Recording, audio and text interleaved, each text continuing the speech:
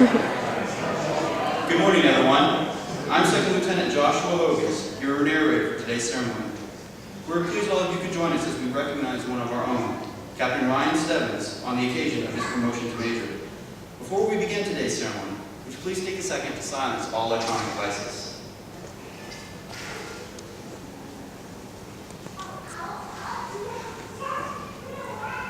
I would like to take a second to introduce our honored guest, Captain Ryan Stebbins' wife, Sarah, and their son, William.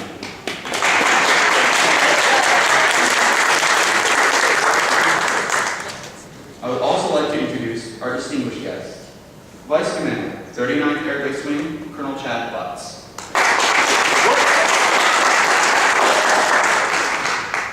Command Chief Master Sergeant, 39th Air Base Wing, Chief Nancy Judge.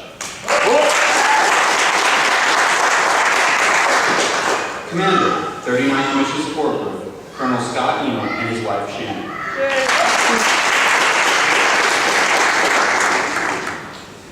A warm welcome to all commanders, chiefs, and friends of the Stebbins family. Major Oshman, Commander 39th Force Support Squadron, will officiate today's ceremony. Ladies and gentlemen, please rise for stand for the arrival of the official party.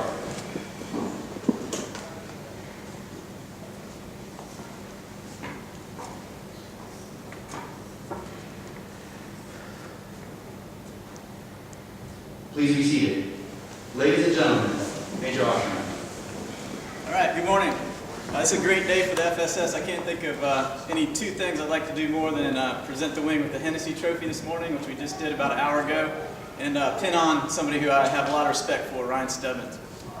In the FSS, you know, we're all about customer service, and sometimes if we know we're going to fall short, we let the customer know. So, Sarah, I know you asked for funny, but considering who showed up, I don't know if we're going to be able to be that funny. So we'll see how we can do it and talk about Ryan a little bit.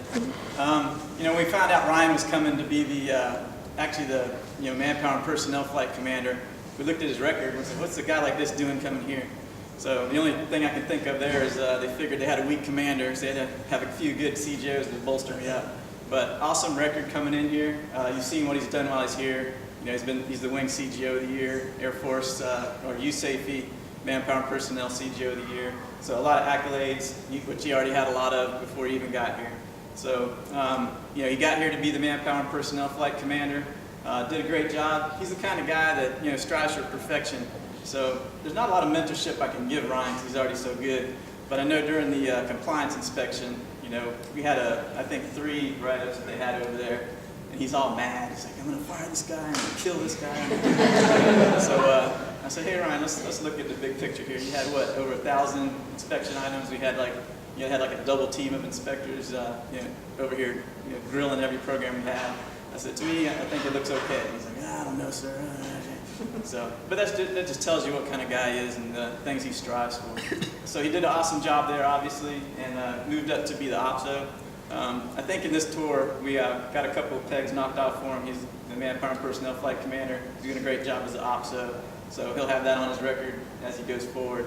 But as the OPSO, you know, sometimes, I got to admit, sometimes if there's something that needs to be done, I'm a little lazy. I know I can just give it to Ryan, and I just go do whatever I need to do. So he's done a great job there.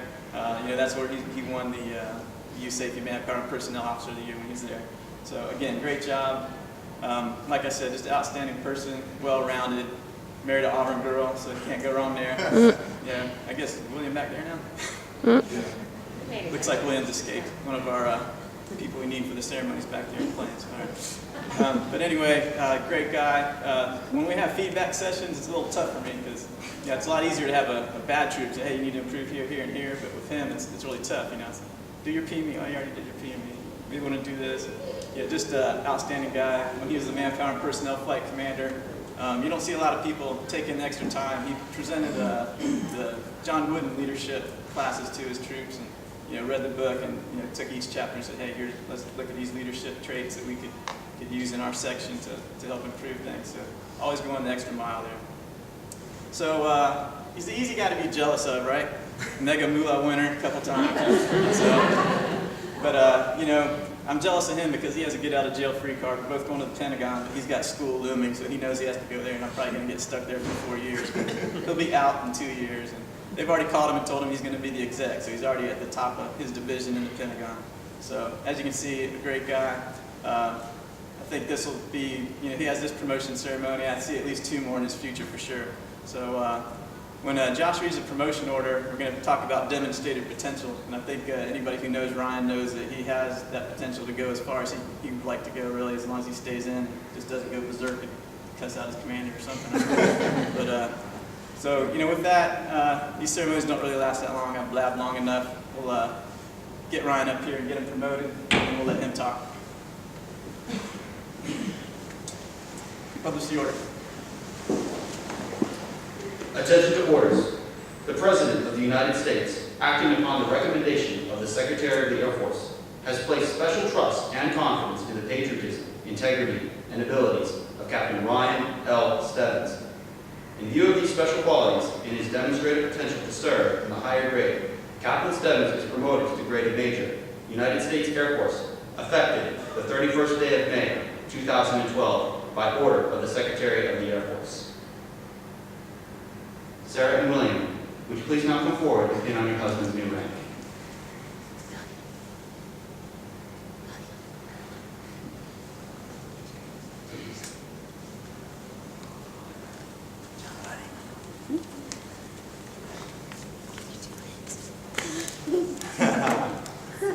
You want me to do a fancy dance up here, so we'll see.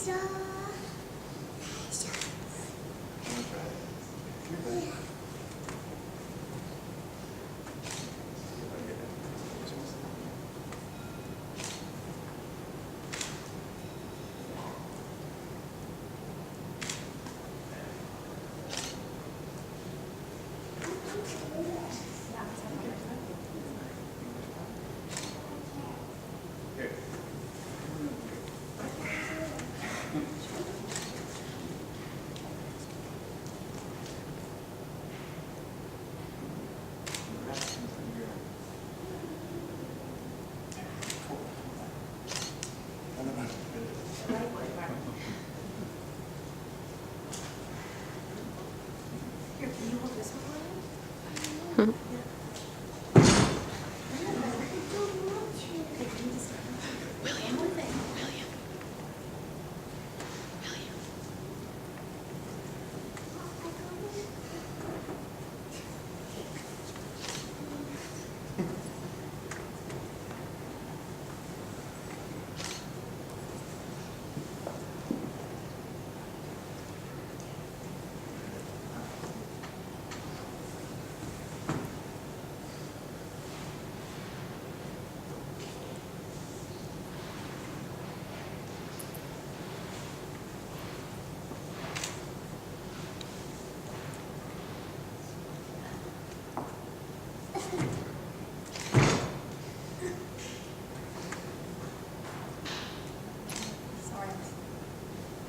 We did practice.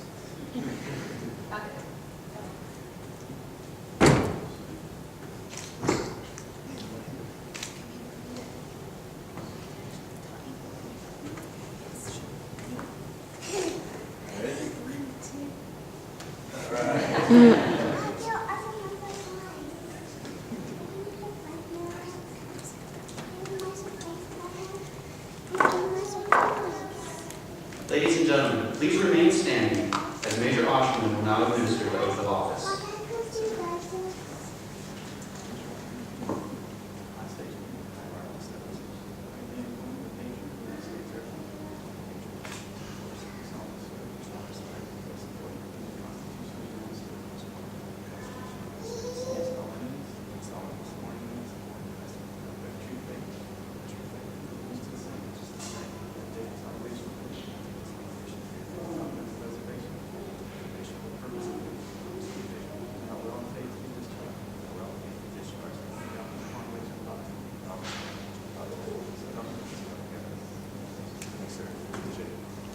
Ladies and gentlemen,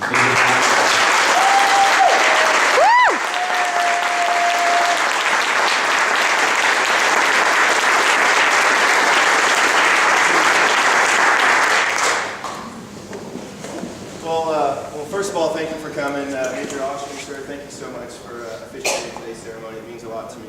I can tell you, just as you surfed me up, I must be honest, I did surf you up as well. So to see what kind of boss I was having, and I can tell you, you have a great reputation in the Air Force, especially in the boardroom, having worked with one of your former coworkers.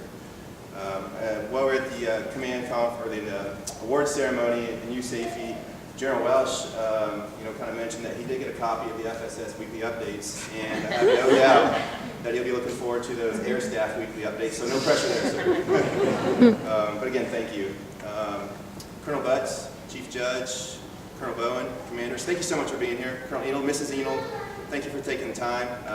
I know everyone's here for the free food, so I'll time hack this and keep it quick because I'm starving. I know William is. To the FSS family, these past 2 years have been outstanding. It's been my honor to work alongside you and for you.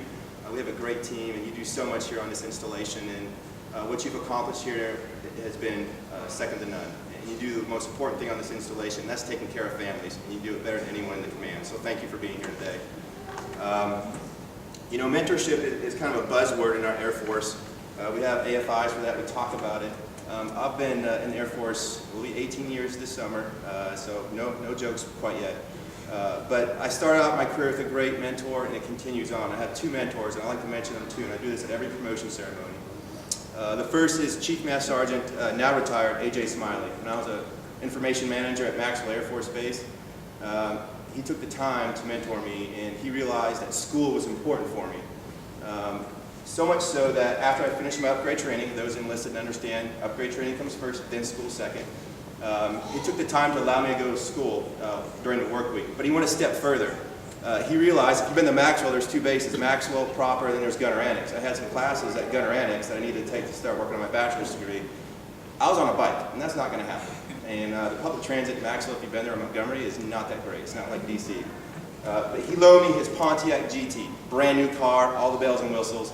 And mind you, I'm a young airman, so I don't know who in their right mind is going to do that, but he took the time, he loaned me his car, I was able to take those classes, and that is, anyone that I have a chance to run into, or the people that work for me, education is so important. It's because of his example.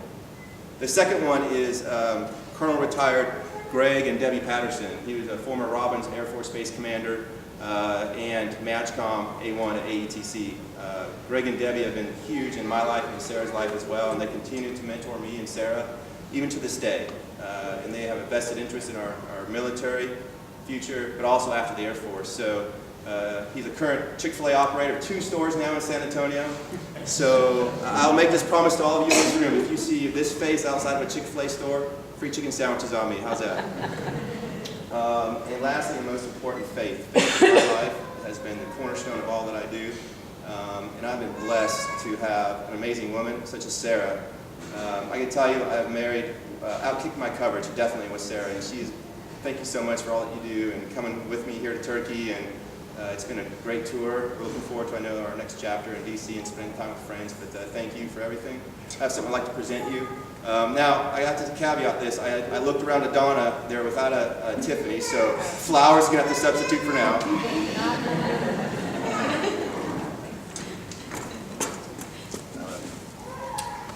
William, come here, buddy.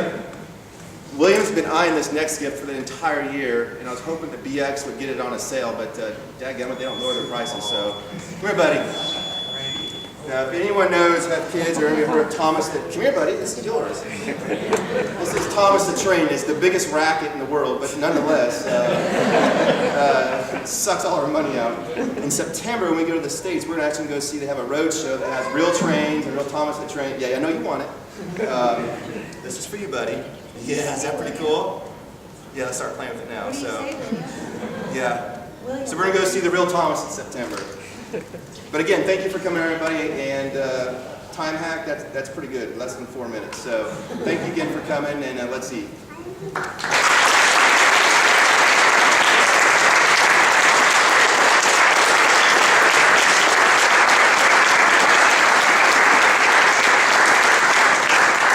Ladies and gentlemen, this concludes today's ceremony. Please join us at the reception in the assembly room. Thank you, and have a great day.